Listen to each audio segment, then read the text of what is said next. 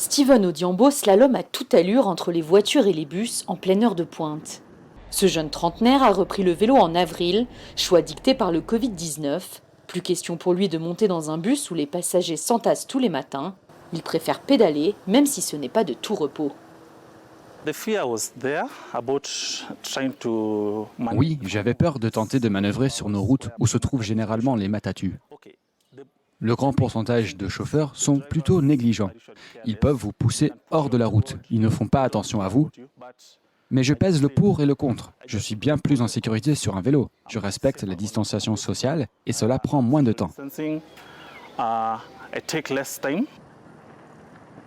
Tous les jours, Steven parcourt 15 km pour se rendre à son travail. Un trajet sans piste cyclable. Malgré l'agressivité ambiante sur la route et 2 accidents sans gravité, Steven est convaincu, son nouveau mode de transport est plus écologique, plus économique et meilleur pour la santé.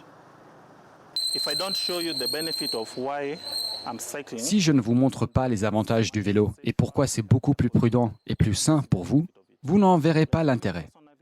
Comme pour moi, une histoire personnelle. Quand j'ai commencé en avril jusqu'en décembre de l'année dernière, 2020, j'avais perdu 20 kilos dans cette période, juste en faisant du vélo. Pas de gym, pas de jogging, pas de régime.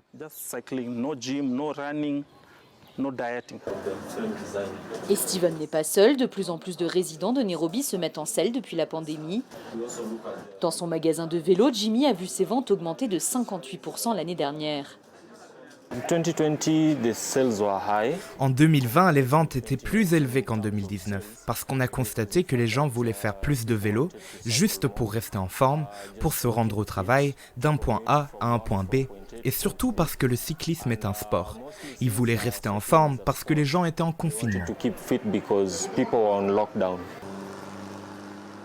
Nombreux sont ceux qui voient le cyclisme comme une solution écologique et économique, mais circuler dans les rues de Nairobi peut s'avérer très dangereux. En 2020, 69 cyclistes sont morts sur les routes dans la capitale et son agglomération. Les amateurs, eux, demandent des infrastructures plus adaptées.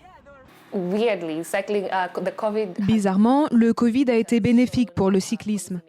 Il a montré aux politiques que les gens veulent marcher, que les gens veulent faire du vélo et qu'ils doivent, qu'ils le veuillent ou non, trouver un moyen de s'assurer que les gens peuvent arriver à destination en toute sécurité.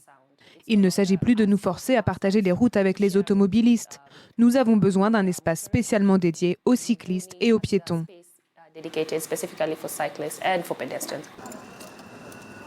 Petit à petit, Nairobi se transforme.